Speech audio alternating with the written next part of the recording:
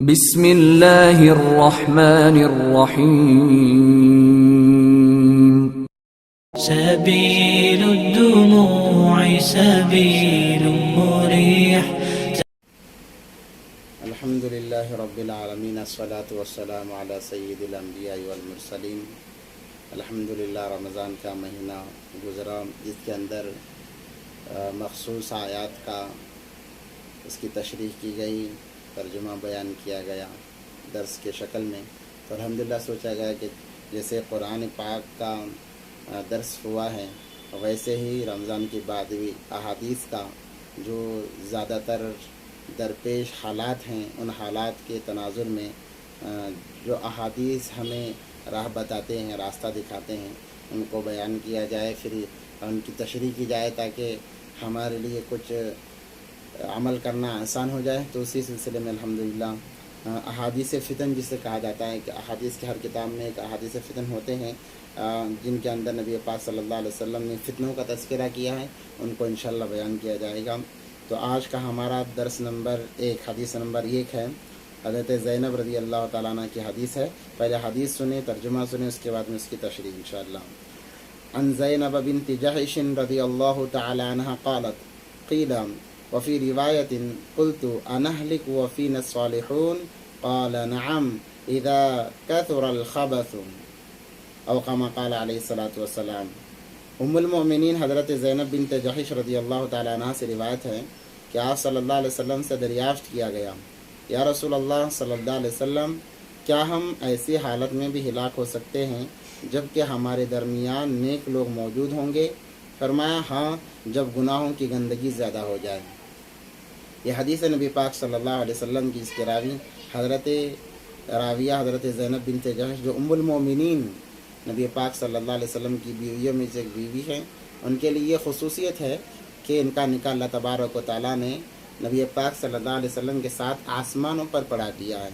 اور وحی کے ذریعے سے بتا دیا گیا کہ زینب کے ساتھ آپ کا نکاح کر دیا گیا ہے. تو الغرض اس حدیث کے اندر قابل توجہ اور فکر کی بات یہی ہے کہ انہوں نے پوچھا آپ صلی اللہ علیہ وسلم سے، اللہ کے نبی، کیا ہم ایسے حالات میں بھی ہلاک ہو سکتے ہیں جبکہ ہم میں اچھے لوگ موجود ہوں، نیک لوگ موجود ہوں، عبادت گزار موجود ہوں؟ تو نبی پاک صلی اللہ علیہ وسلم نے فرمایا کہ ہاں، جب گندگی اور خباثت عام ہو جاتی ہے تو اللہ کا عذاب آتا ہے، اور جب اللہ کا عذاب آتا ہے وہ عذاب عام ہوا کرتا ہے. یہ نہیں کہ بس مخصوص لوگوں پر اللہ کا عذاب آیا اور جو عبادت گزار فرما بردار ہیں وہ اسے محفوظ رہ گئے. ایسا نہیں ہے. جب اللہ کا عذاب آتا ہے تو وہ عام ہوا کرتا ہے، اور اس کے اندر اچھے برے، جیسے ایک جگہ کہیں آگ لگ گئی مثال کے طور پر، کہیں کوئی گھر جل گیا یا کہیں آگ لگ گئی، تو اس آگ کی زد میں ہر وہ لکڑی آتی ہے جو اس کے زد میں آتی ہے، یعنی جل جاتی ہے. سوکھی لکڑی تو جلتی ہے، اس کے ساتھ کچھی لکڑی بھی جل جاتی ہے. ویسے جب اللہ کا عذاب آتا ہے تو نافرمانوں کے ساتھ فرما برداروں کو بھی لے جاتا ہے. جیسے آپ آج کل دیکھ رہے ہیں حالات، اللہ کی طرف سے عذابات آ رہے ہیں، شکلیں بدل بدل کر، زلزلے کی شکل میں ہو یا دیگر وباؤں کی شکل میں. جیسے ابھی ہمارے سامنے کرونا کا دور گزرا، جو کہ بہت ایک سبق بھی تھا اور بہت بڑا ایک حادثہ تھا تمام انسانوں کے لیے. اس کے اندر اچھے لوگ بھی مرے، یہ نہیں کہ بس برے لوگ مرے ہیں، بلکہ ہر کوئی اس کے اندر مبتلا ہو کر مرا ہے. اور اللہ کا یہ ضابطہ قانون ہے کہ جب اللہ کا عذاب آتا ہے تو اس میں اچھے برے تمام شامل ہو جاتے ہیں. ہاں، یہ بات اور ہے کہ کل قیامت کے دن اللہ تبارک و تعالیٰ فرما برداروں کو الگ کریں گے، جیسے کہ قرآن پاک کے اندر اللہ تبارک و تعالیٰ نے اس کی وضاحت فرمائی ہے. سورہ حدید کے اندر بھی اللہ تبارک و تعالیٰ نے اس کی وضاحت فرمائی ہے، اور سورہ یاسین کے اندر بھی وَامْتَازُوا الْيَوْمَ أَيُّهَا الْمُجْرِمُونَ والی آیت کے اندر اللہ نے اس کی وضاحت فرمائی. مفسرین کرام فرماتے ہیں کہ جب اللہ تبارک و تعالیٰ میدان معاشر قائم فرمائیں گے، ہر انسان وہاں پر جمع ہوگا، تو اچھے اور برے تمام ایک ساتھ میں کھڑے ہوئے ہوں گے. تو اللہ تبارک و تعالیٰ بعض کے قول کے موافق کوئی ایک عمل کرنے کا حکم دیا جائے گا، یا سجدے میں جانے کا عمل دیا جائے گا، جس کی وجہ سے فرما بردار تو چلے جائیں گے اور نافرمان ویسے کے ویسے کھڑے رہیں گے. تو اللہ تبارک و تعالیٰ فرمائیں گے کہ یہ جتنے بھی کھڑے ہیں یہ تمام کے تمام مجرم ہیں، یہ گنہگار ہیں، جنہوں نے دنیا کے اندر رہ کر میری نافرمانی کی، مجھے ناراض کیا. اور کہا جائے گا کہ وَامْتَازُوا الْيَوْمَ أَيُّهَا الْمُجْرِمُونَ، اے مجرموں آج الگ ہو جاؤ، آج تمہارا فرما برداروں کے ساتھ میں تمہارا کوئی تعلق نہیں ہے، تمہارا کوئی ان سے ناتا نہیں ہے۔ رشتہ داری تھی ہوگی دنیا کے اندر،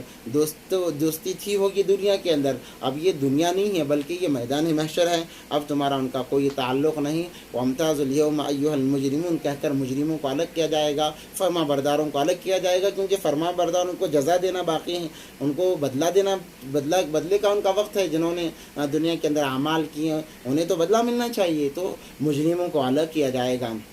مگر دنیا کے اندر جب حالات آتے ہیں اس کے اندر ہر کوئی شامل ہو جاتا ہے۔ نبی حضرت زینب بنت جحش رضی اللہ تعالیٰ عنہ کا یہ سوال کرنا اس لیے تھا کہ ایک مرتبہ نبی پاک صلی اللہ علیہ وسلم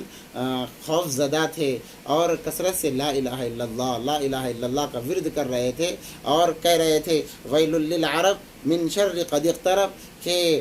یعنی عرب کے لیے ویل ہے، خرابی اور بربادی ہے کہ ایک آنے والا ان کے سامنے ایک بڑا مرحلہ ہے، ایک شر ان کے پاس آ رہا ہے، اس سے وہ غفلت میں رہ کر زندگی گزار رہے ہیں۔ اور وہ شر کیا تھا؟ اللہ کے نبی پاک صلی اللہ علیہ وسلم یاجوج اور ماجوج کے متعلق بتانا چاہ رہے تھے کہ ان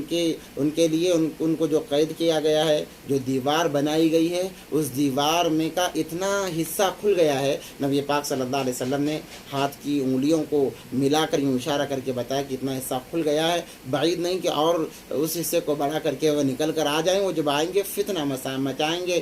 اتنا فساد مچائیں گے کہ جس سمندر پر سے گزریں گے اس کا سارا پانی پی جائیں گے، انسانوں کو ختم کر دیں گے۔ اور حضرت عیسیٰ علیہ السلام کے نزول کے وقت کی تمام معاملات پیش آئیں گے، تو بتانا یہ مقصود کہ قیامت اب بالکل قریب آ چکی ہے، لیکن پھر بھی لوگ دنیا میں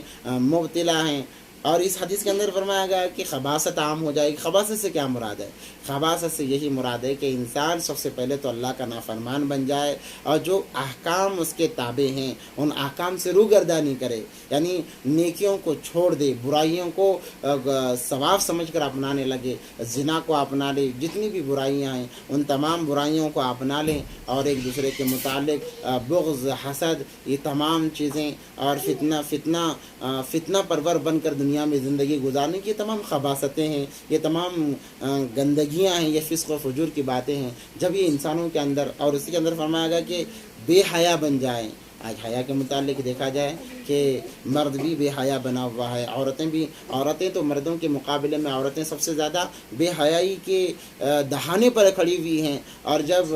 لوگوں کو بتایا جاتا ہے اور حق بات سے روگردانی کی جاتی ہے، جب حق بات بتایا جاتا ہے کہ یہ حق ہے اور یہ غلط ہے، تو حق بتانے والے پر طعن و تشنیع کی جاتی ہے، انہیں برا بلا کہا جاتا ہے کہ یہ تو ایسا ہے ویسا، بس الغرض اس کے متعلق بہت ساری باتیں کی جاتی ہیں، یعنی حق کو ٹھکرایا جاتا ہے۔ مگر قرآن پاک کے اندر ہے وَقُلْ جَاءَ الْحَقُّ وَزَهَقَ الْبَاطِلُ، جب حق آتا ہے تو باطل دم دبا کر بھاگتا ہے، اگرچہ کچھ دیر لگے مگر باطل کو جانا ہی ہوتا ہے۔ لوگ باطل کے پیچھے اتنا بڑھ جائیں گے، حق سے اتنا دور ہو جائیں گے کہ جو حق بات کرے گا اس سے دور ہو جائیں گے، جو حق بولے گا اس سے نفرت کرنے لگیں گے۔ یہ ساری کی ساری خباثتیں ہیں، اور یہ دونوں چیزیں ہیں۔ آج آپ حق بیان نہیں کر سکتے، چاہے مساجد میں ہو، چاہے دیگر نجی مجالس کے اندر ہو، آپ جہاں بھی جاؤ جا کر حق بات کرو، حق بیانی کرو، آپ سے لوگ دور ہو جائیں گے، آپ کو لوگ الگ نظریے سے دیکھیں گے۔ اگر آپ بے حیائی کی باتیں کرو عورتوں کے سامنے جا کر یا پھر مردوں کے سامنے جا کر، ان کی بیٹیوں کے متعلق کہا جائے کہ آپ اپنی بیٹیوں سے پردہ کراؤ، اپنی بیویوں کو پردہ کراؤ، اگر یہ باتیں یہ چونکہ حق ہیں ان کو بتایا جائے تو آپ کو طعن تشنیع کی نظر سے دیکھا جائے، کہا جائے گا اپنی نظروں کو درست کرو، اپنی نگاہوں کو درست کرو، پردہ دل کا ہونا چاہیے، پردہ خود تمہارے اندر ہونا چاہیے۔ یہ بہت ساری فضول باتوں کو لا کر ایک بڑا ہنگامہ برپا کریں گے۔ اسی کو نبی پاک صلی اللہ علیہ وسلم نے کہا خباثت اسی کا نام دیا گیا کہ برائی کو برا نہیں سمجھا جائے گا اور حق کو برا سمجھا جائے گا، تو یہ خباثت جب عام ہو جائے گی اللہ کا عذاب آئے گا اور شکلیں بدل کر آئے گا اور تمام کو لے ڈوبے گا۔ البتہ جب میدان محشر ہوگا، قیامت کا دن ہوگا، اس وقت میں اللہ تبارک و تعالیٰ فرما برداروں کو الگ کریں گے، نافرمانوں کو الگ کریں گے، فرما برداروں کو ان کا صلہ دیا جائے گا، نافرمانوں کو ان کا بدلہ دیا جائے گا۔ اس وقت میں جو حق پرست تھے وہ کہیں گے کاش ہمارا ایک ایک لمحہ حق کے لیے استعمال ہوا ہوتا، باطل کی طرف ہم بھٹکتے بھی نہیں، ہم لوگوں کی خوف کی وجہ سے، نفرت کی وجہ سے ہم حق بات کرنے میں کمی نہ کرتے تو لوگ اس وقت میں کہیں گے۔ اور دیکھو اور اس کے اندر امر بالمعروف بھی آتا ہے، یہ بھی حق بات کی طرف بلانا ہوتا ہے کہ انسان کسی کو اچھائی کی طرف بلائے، حق کی طرف بلائے تو لوگ اس سے دور ہو جاتے ہیں۔ حق بات کو ہمیشہ انسان کو چاہیے کہ وہ آگے رکھے، اور جیسے ہو سکے زبان کے ذریعے سے یا ہاتھ کے ذریعے سے، جس طریقے سے ہو سکے حق گوئی کو عام کرے، لوگوں کو آگاہ کرتے رہیں، اللہ سے ڈراتے رہیں، اللہ کی طرف رجوع کراتے رہیں۔ یہ جب انسان کرے گا انشاءاللہ وہ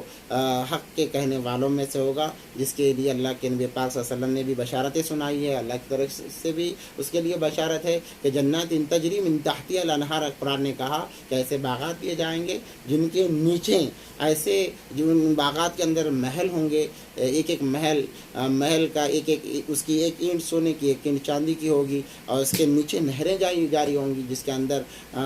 تمام نہریں بہہ رہی ہوں گی، وہ ہمیشہ مزے سے رہیں گے۔ بس اللہ سے دعا ہے اللہ تبارک و تعالی ہم تمام کو ان باتوں پر عمل کی توفیق عطا فرمائے، اور حق کو بن کر زندگی گزارنے کی، حق بات کہتے ہوئے امر